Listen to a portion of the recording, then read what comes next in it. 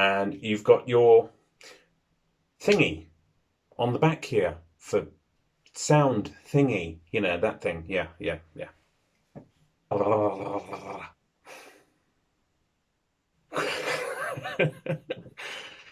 Ah, acting.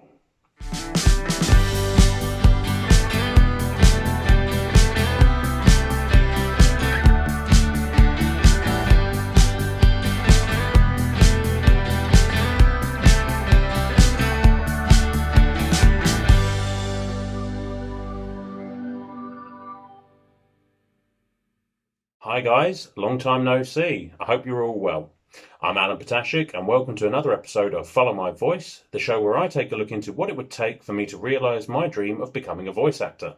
What can I say? The logistics of lockdown living did not, in fact, do wonders for my motivation. I didn't intend to be away for quite so long, but there we are. I'm sure many of you have felt the same over the last few months. But as the world comes back to life, so too does my determination. So here we are. It's been a while since I finished my vocal lessons, and I'm positively itching for more learning.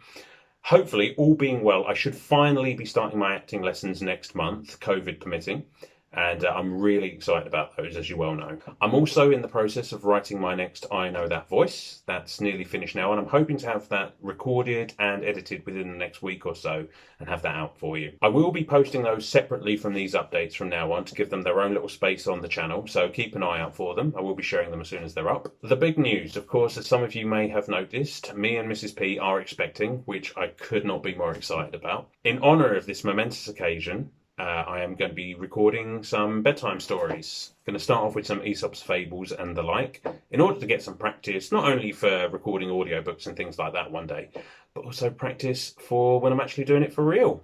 So if any parents out there maybe fancy a night off from reading the old bedtime story, then why not pop me on and see if my silky tones are any good at sending your little monsters off to the land of Nod.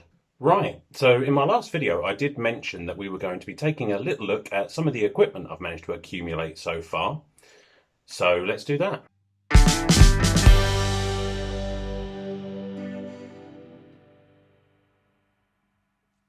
When I first started poking around in the world of voiceover, I naturally assumed that most, if not all, of the recording would actually be done in a professional recording studio. I've quickly been disabused of that notion. As it turns out, with improvements in communication and technology and what have you, it turns out that actually a lot of the recording is actually done in the artist's own home or dedicated recording studio, which of course means it's absolutely vital for the aspiring voice actor to not only have a decent enough setup at home, but also know how to actually use it, which, as it turns out, is a bit tricky for somebody with absolutely no prior technical know-how. Anyway, without further ado, behold my stuff. I should point out that I'm not the expert in these things, just an enthusiastic amateur. I know for a fact that there are a few of you out there who watch this who in fact are an expert in these things. So by all means, if I get anything wrong or if you have any advice whatsoever, please don't hesitate to leave a comment and let me know.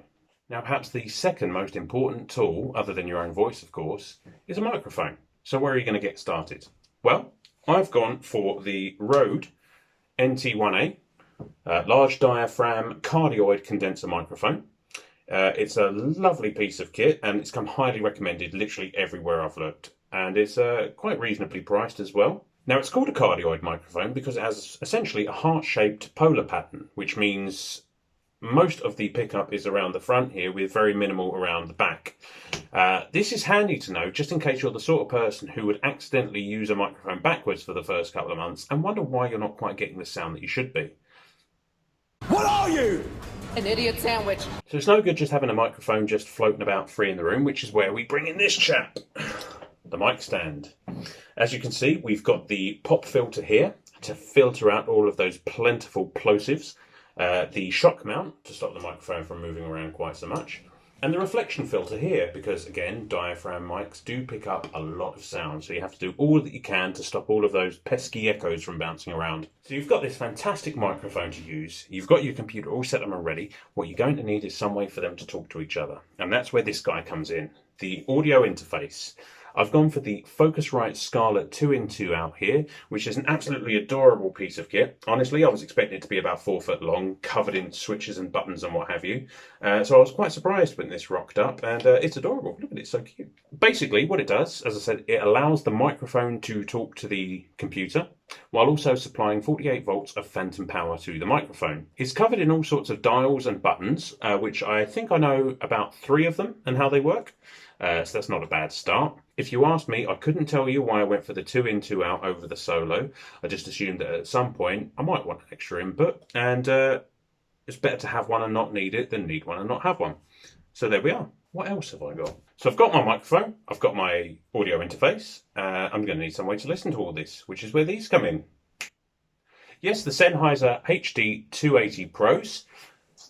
Quite a decent pair of headphones for the price there. Again, they come highly recommended. Good sound quality, I found. Probably down the line, we'll trade them for something a bit more upmarket, I guess. But yeah, they've done the job fantastically so far. Really helped me out with most of my recordings. Definitely useful for pointing out where your sound treatment isn't perhaps as good as it should be. Yeah, everything that I've been looking at and researching, I've been doing on a budget. So none of the equipment that I'm going to have here is necessarily top of the line. But again, they do come highly recommended and again, are quite affordable. So best of both worlds, really.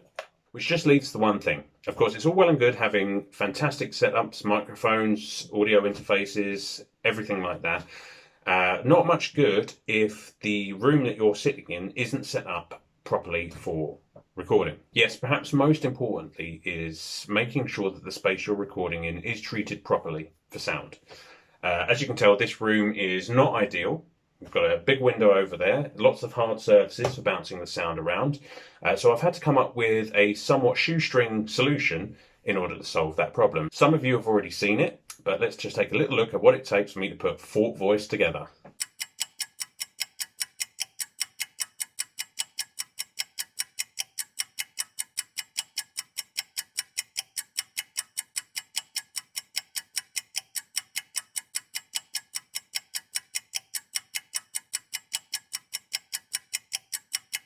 So there we have it. Lack of headroom notwithstanding, a ramshackle solution to a common problem. And surprisingly enough, this actually works, which just goes to show you don't have to spend hundreds of pounds to get results. A couple of sheets, a couple of curtain rails at a tenner a pop, and you're away.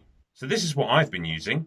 So how about it? The musicians out there, the sound engineers out there, what do you guys like to use? What recommendations do you have for me? How can I improve my setup? So that's it, guys. Thanks for watching. I'll try not to make it so long next time. So don't forget to like, comment and subscribe. And once again, thank you for following. I'll see you next time.